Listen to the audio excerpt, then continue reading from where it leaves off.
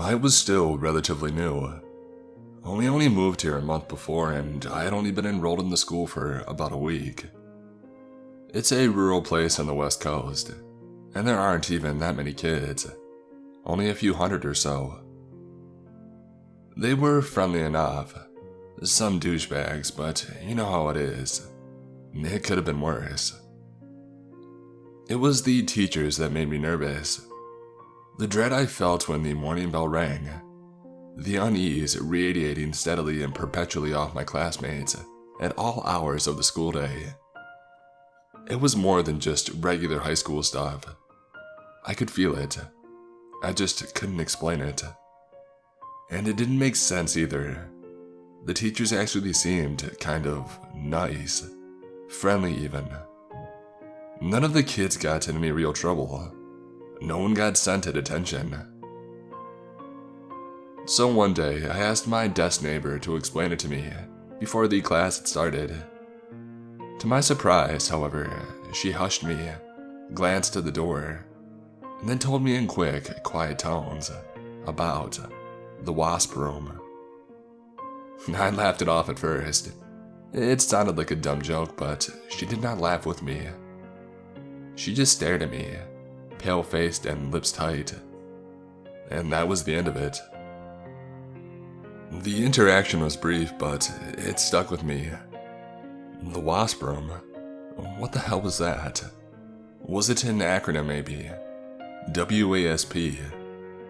Maybe it was a nickname that the kids had come up with. Maybe it simply was detention, but everyone was really scared of it. I didn't understand. I started hearing about it more often after that, though. I started noticing it in conversation. Ever heard of the Bader-Meinhof phenomenon? It's when you get told something for supposedly the first time, and then you start seeing and hearing it everywhere. That's what the Wasp room was like for me.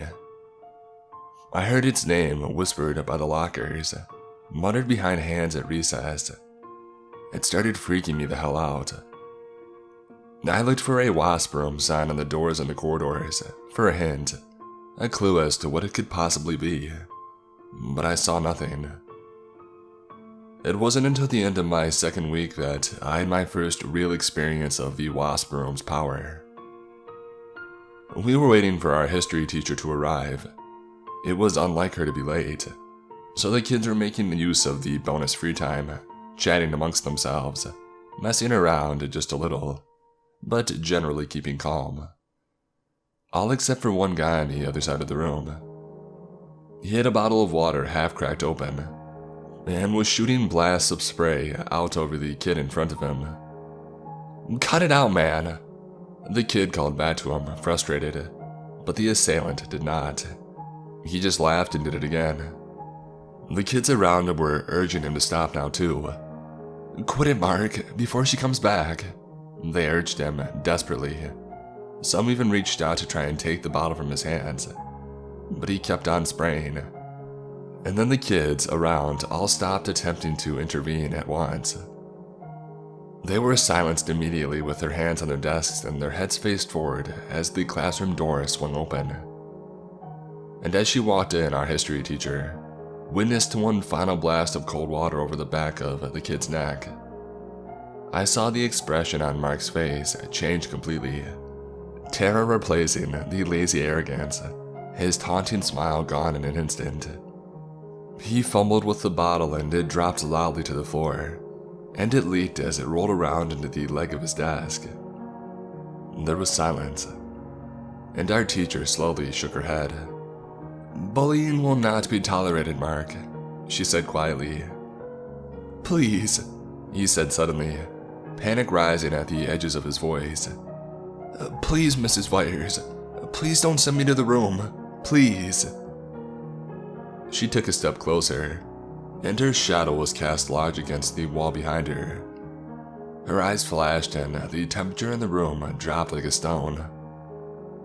"Mark, I have no choice.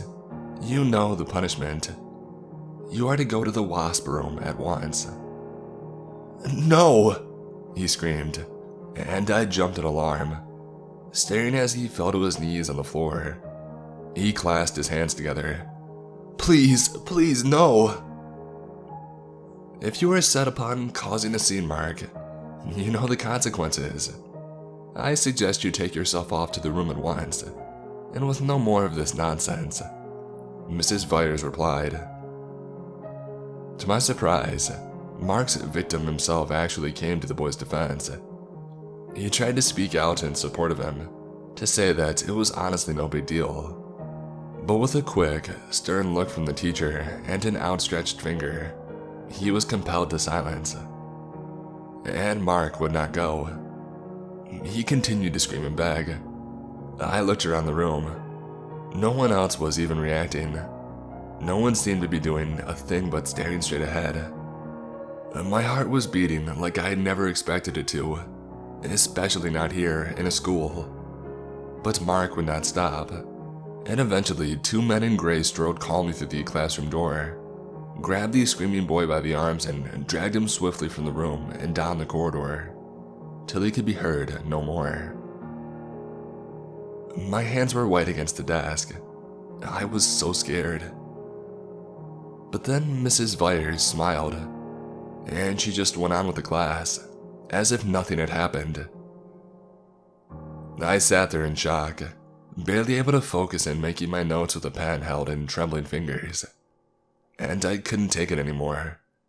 This wasn't some silly game or an in-joke. This was something terrifyingly real. So that afternoon on the bus ride home, I asked one of my new classmates about it, and I asked for the truth.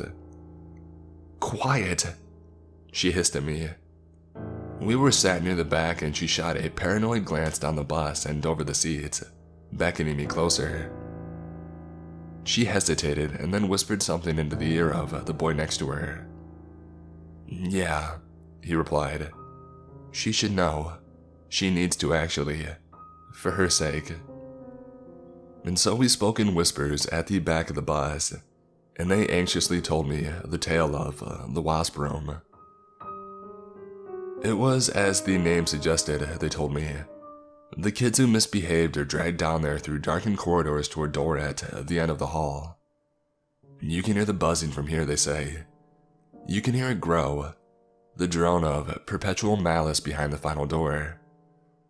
They throw you in and keep you in there for however long they decide, until you've learned your lesson, and then they just let you out.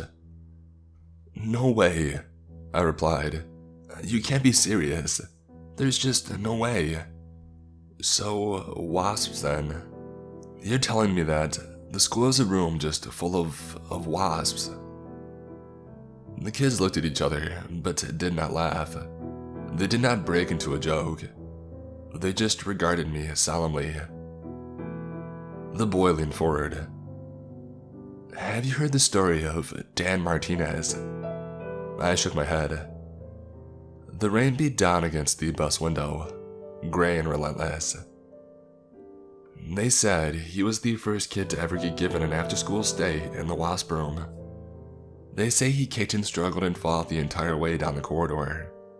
Apparently, you can still see some of the scuffs and dents he made in the paint on the walls. The boy swallowed. None of the kids who come out ever want to talk about it. Well, what about Dan Martinez himself? I asked.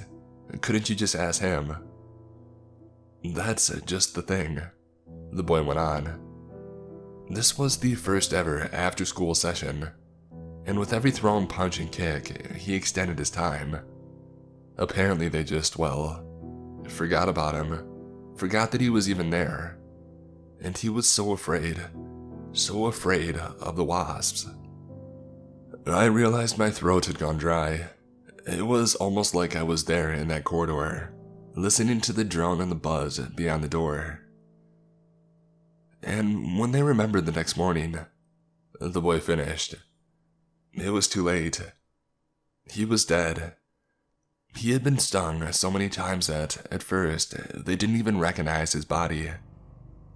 Apparently all the teachers pretended that he had just moved away. He shrugged. But that's not how the story goes. Not the way the kids tell it. I thought about the stories that I was told on the bus all night long. I couldn't get the images out of my head, and when I slept, my dreams were of Dan Martinez, his ruined corpse trying to warn me from beyond the grave, as the sound of the wasps grew louder and louder. School the next morning was like an out-of-body experience. I could barely think straight at all. I was so scared, so terrified of stepping out of line. The teachers must have picked up on my change of mood, but they didn't say anything. They didn't say a dang thing. And so I kept my head down and I did my best. At least I did until the commotion in the cafeteria that lunch. A sudden clatter of tray and splatter of food set the whole hall to silent. There was a gentle rustle of shirts and jackets, and everyone turned at once to see the source of the commotion.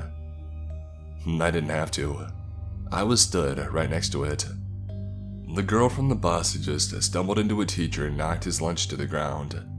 A miserable old science teacher by the name of Mr. Ride. We made eye contact, and I have never seen such genuine fear.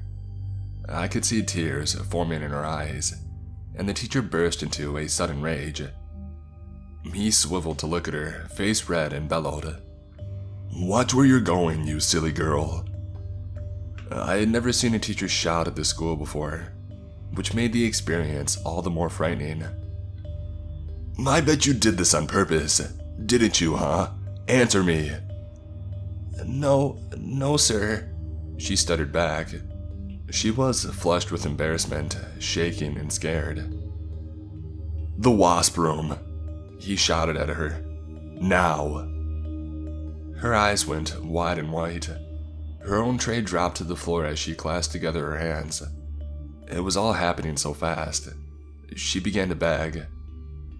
"No, sir, please. Please, don't send me to the room. And I began to panic. She was losing it. She was going to do the same thing as Mark had done yesterday. She was going to make it 10 times worse. She was going to be dragged there by force. What if she kicked up as much of a fuss as Dan Martinez? What if they threw her in there overnight too? What if they forgot about her like they forgot about him?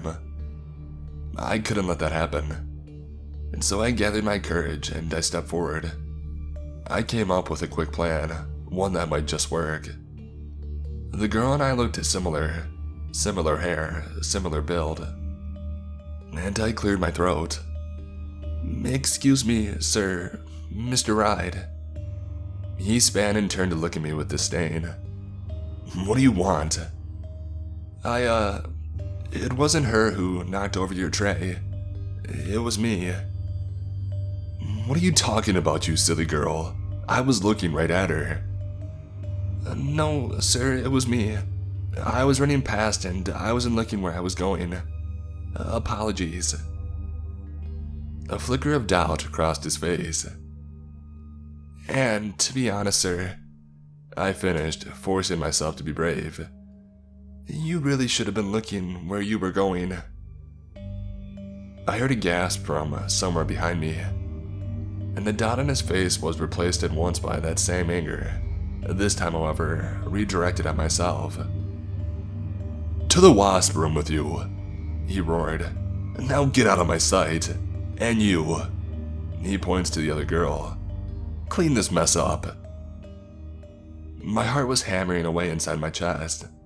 I wondered if I had just been a massive idiot, but I made a decision and I had to stand by it. "I'm sorry, sir," I said, "but I don't know the way." He seethed and grabbed me roughly by the collar. I heard a tide of whispering rising behind us as he dragged me from the hall and down corridor after corridor, beneath broken and darkened lights, and eventually down a shaky set of metal stairs, one that I had never seen before. Down we went, down a long and blank corridor with flickering lights, completely bare except for little cracks and scuffs along the wall, and a large, chipped, white wooden door at the far end. The buzzing at first I assumed to be from the lights, but as we approached, as that terrible door grew larger and larger, The drone of the buzz grew with it. It felt like the air became thicker, like tar. I struggled to breathe as I stumbled and tripped over my feet, until we were stood right by it, right by the door. And he grabbed a key from the pocket and he jammed it into the lock. He shot me a look and... was that a smirk? I swear it was. The hint of a smirk. Of glee. And he tore the door open and threw me inside. "I'll see you at the end of the day," he barked as the door slammed shut. The end of the day? But that was over 3 hours away. No, surely he couldn't mean to keep me in here for 3 hours, for supposedly knocking over some food. But I heard the door lock behind me. I only heard it because the room was pitch black. The buzzing was all around. I began to panic. The beads of sweat across my skin felt like legs, like little wasps in my mind, crawling all over me. I began to scream. "Shh," came another voice from the darkness. Another kid. "Don't scream and don't move. Just stay still.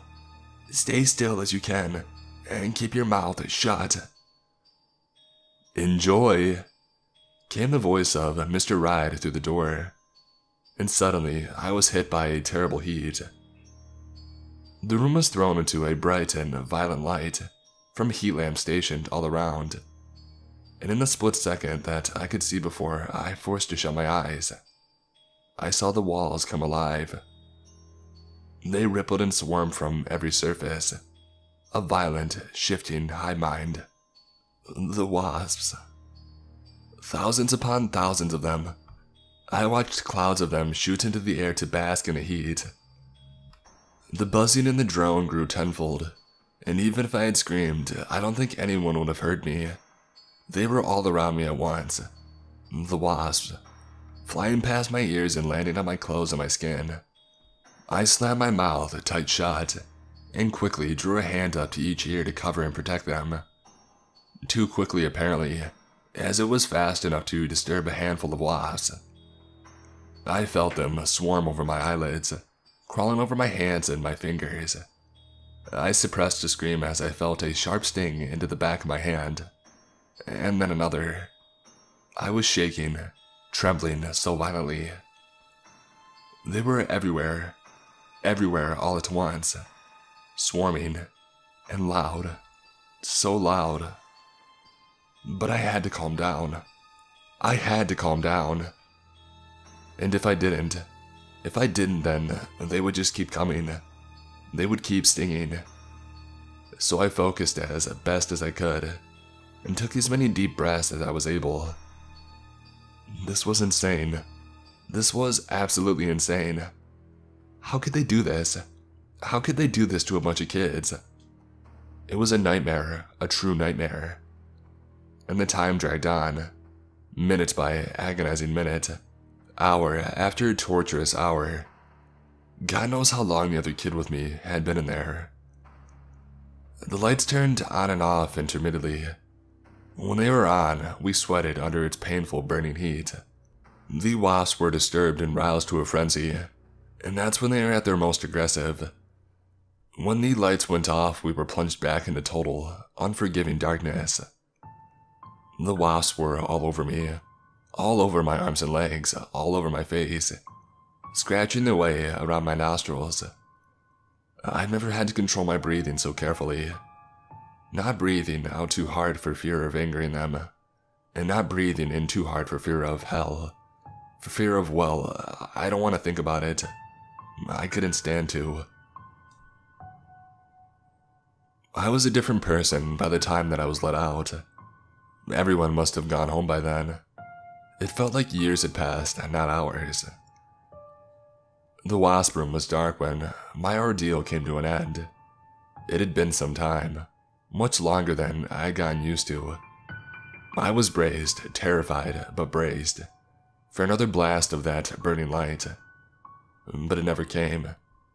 Just darkness. Cool and steady until the majority of the wasp had settled. And then there was light again. I could see it through my eyelids. But this light was different. It was pale.